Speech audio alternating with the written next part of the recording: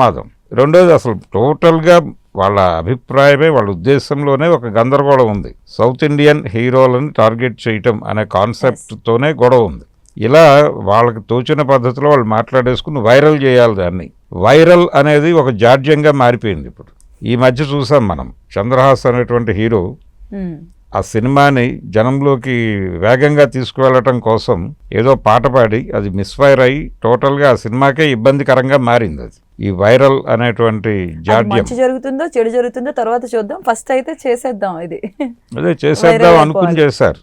Even దండోరాకి కూడా శివాజీ ఆ రోజున మాట్లాడింది అది మంచా చెడా అనేది పక్కన పెట్టేస్తే అది సమాజంలో చాలా చర్చనైతే రేపింది. ఆ తర్వాత ఆ సినిమా డైరెక్టర్ గారు చాలా ఇంటర్వ్యూల్లో ఆయన చెప్పిన మాట ఏంటంటే, ఆ రోజు వేదిక మీద జరిగిన గొడవ ప్రభావం సినిమా మీద పడింది అనుకుంటున్నాను నేను అని చెప్పాడు ఆయన.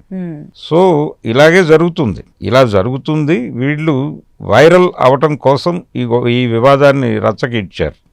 రచ్చకేయడం అంటే అక్కడ ఏదో ఉండి చేసింది కాదు, ఈవిడ ఆయనతో వర్క్ చేసింది ఏమీ లేదు, వేరే ఎవరిదో ప్రాజెక్టులోకి ఈవిడ ఎంటర్ అయ్యి అప్రోచ్ అయ్యారు అంతే. ఆ అప్రోచ్ అయిన సందర్భంగా రెండోది ఆవిడ ఏంటంటే అక్కడ మేనేజర్ల వ్యవస్థ దొంతరలుగా ఉంటుంది. ఈ మేనేజర్ని అడిగితే అతని మీద ఇంకొకడు, అతని మీద ఇంకొకడు, ఇంత పెట్టుకోరు. నిజానికి ఇంత పెట్టుకుని మెయింటైన్ చేసే అంత హెడేక్ ఉండదు ఎవరికి. ఏది జరుగుతుందో అది స్ట్రైట్గా మాట్లాడతారు. రెండోది అల్లు అర్జున్ ఎలా ఉంటాడు అనేది చాలా మందికి తెలుసు. ఆయన ప్రవర్తన గురించి ఎవరో కొత్తగా చెప్పాల్సిన అవసరం లేదు. ఆయన కోస్టార్స్ అందరికీ తెలుసు, తెలుగు ఇండస్ట్రీ వాళ్ళకి తెలుసు, బాలీవుడ్లోనూ తెలుసు. పర్సనల్గా ఎలా ఉంటాడు అనేది చాలా మందికి వాళ్ళ వాళ్ళ వ్యక్తిగతమైనటువంటి అనుభవాలు ఉన్నాయి. అంటే నాకు ఒక అనుభవం ఉంది.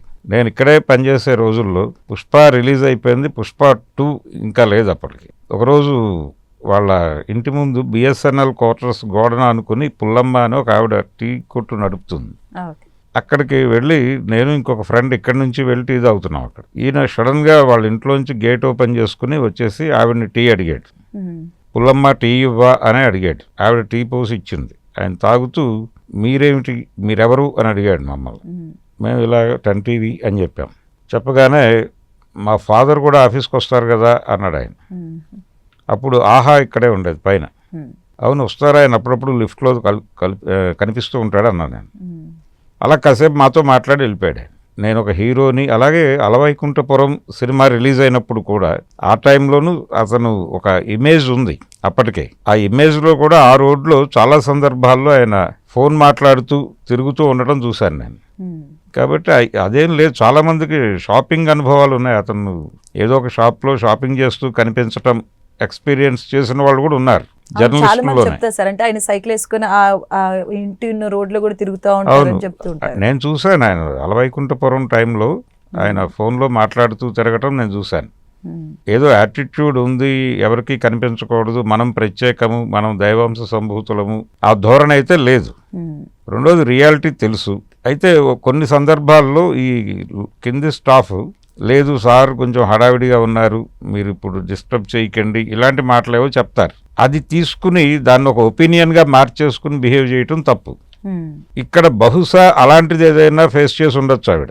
ఈ కావేరీ బారువా అనేటువంటి ఆవిడ ఎవరినో అప్రోచ్ అయ్యి అల్లు అర్జున్తో నాకు యాక్సెస్ కావాలి అని ఎవరినో అప్రోచ్ అయితే అది కొంచెం క్రిటికల్ అండి, ఇబ్బంది ఉంటుంది, మీరు ఉండండి, హోల్డ్ అవ్వండి, మేము తర్వాత ఇన్ఫార్మ్ చేస్తాం, ఇలాంటివేవో చెప్పుంటారు. ఆ తర్వాత వాళ్ళ ఫైల్ పక్కన పడేసి కూడా ఉండొచ్చు. చాలా విషయాలు వాళ్ళ దగ్గర అల్లు అర్జున్ దాకా చేరకపోవచ్చు. అలాంటి ఎక్స్పీరియన్స్ ఏదో ఉండి ఉండవచ్చు. కానీ దాని మీద డిపెండ్ అయిపోయి ఒక పర్సనల్ ఒపీనియన్ అవతల వాళ్ళ బిహేవియర్ మీద కామెంట్ చేయటం అనేది డెఫినెట్గా తప్పది. అది అతని పర్సనల్ ప్రైవసీని ఇబ్బంది పెట్టడమే. అందుకని ఆవిడ తప్పు చేశారు అనేది వాస్తవం. అందుకనే దాని మీద ఇమ్మీడియట్గా అది తీసేయమని చెప్పి కోరింది ఆవిడ. కోరారు, తీసేశారు. అది అయితే ఆ ఛానల్ వారు దాన్ని వాడుకోవాలనుకున్న మాట కూడా వాస్తవమే. అంటే అల్లు అర్జున్ అభిమానులు రియాక్ట్ అయ్యారు, కొంచెం వైలెంట్గానే రియాక్ట్ అయ్యారు.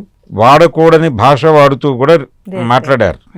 మాట్లాడిన తర్వాత ఆవిడేం చేశారంటే దీన్ని అడ్వాంటేజ్గా తీసుకుని మరక మంచిదే అనే సిద్ధాంతం ప్రకారం వీటిని తన ఛానల్లో ప్రమోట్ చేయటం మొదలుపెట్టింది ఆవిడ. ఇలా కామెంట్ చేస్తున్నారు మా గురించి, ఇలా మాట్లాడుతున్నారు అని, తద్వారా అటెన్షన్ గ్రాప్ చేసే ప్రోగ్రామ్ అది కూడా చేశారు ఆవిడ. నిజానికి వీళ్ళు అలా మాట్లాడి ఉండకూడదు, అది వీళ్ళ వైపు నుంచి జరిగిన తప్పు. అంటే ఆపలేం. కానీ అంటే అల్లు అర్జున్ అభిమానులు కాదు, వాళ్ళు నా ఆర్మీ అని చెప్పుకుంటాడు ఆయన. అలాగే అభిమానులతో ఈ మధ్య సమావేశాలు నడిపాడు ఆయన. నడిపి ఎలా ఉండాలి, ఎలా అంటే సినిమా ప్రమోషన్ ఎలా జనంలోకి తీసుకెళ్ళాలి అనేది, అంటే పాన్ ఇండియా మార్కెట్ని స్థిరపరచుకోవడం కోసం అభిమానులే కదా సినిమాని జనంలోకి తీసుకెళ్లేది, ఏ సినిమానైనా. కాబట్టి వాళ్ళని ఎప్పటికప్పుడు కలవాలి, వాళ్ళతో మాట్లాడాలి అనేటువంటి ఒక ప్రోగ్రాం ఉండింది అతనికి. అందులో భాగంగానే మొత్తం జాతీయ స్థాయిలో అన్ని రాష్ట్రాల్లో ఉన్నటువంటి తన అభిమానుల్ని పిలిచి ఇక్కడ ప్రత్యేకంగా ఒక సమావేశాలు నడిపాడు ఆయన. ఇంత కాంక్రీట్గా ఉన్నప్పుడు ఇది చెప్పాలి వాళ్ళకి. అంటే దయచేసి ఇలాంటివి ఏమైనా జరిగినప్పుడు మీరు క్రిటిసైజ్ చేయదలుచుకుంటే గౌరవప్రదమైన భాషలోనే చేయండి. అంటే అవతల వాళ్ళు మన మీద దాడి చేసినప్పుడు మనం కూడా అదే పద్ధతిలో దాడి చేయటం కరెక్ట్ కాదు. మన ప్రత్యేకత మనకు ఖచ్చితంగా ఉండి తీరాలి. మన పట్ల ప్రపంచానికి సానుభూతి రావాలి. అలా కాకుండా మనం ఇలా దాడి చేయటం వలన అవతల వాళ్ళు మన్ని రోడ్డు మీద పెడతారు. ఒకవైపు మనమే సఫరర్లము, మనమే మళ్ళీ దాడికి గురవ్వాల్సిన పరిస్థితి. జనం నుంచి సింపతి పొందటం కూడా ఇబ్బందికరంగా మారుతుంది. అందుకని ఇలాంటి వ్యవహారాలని హ్యాండిల్ చేయాల్సి వచ్చినప్పుడు ఖచ్చితంగా కన్స్ట్రక్టివ్ క్రిటిసిజం ప్రాపర్ లాంగ్వేజ్లో ఉండి తీరాలి. అది లేకపోవడం ఒకటే వీళ్ళ వైపు నుంచి జరిగిన మిస్టేక్. మిగిలిన గొడవంతా వాళ్ళు క్రియేట్ చేసిందే. వాళ్ళు క్రియేట్ చేసింది నిజానికి ఈ గొడవ వెనకాల సౌత్ ఇండియన్ హీరోల మీద ఒక రకమైనటువంటి కడుపు మంట బాలీవుడ్ వైపు నుంచి వ్యక్తమైనట్టుగానే చూడాల్సి ఉంటుంది. కానీ సార్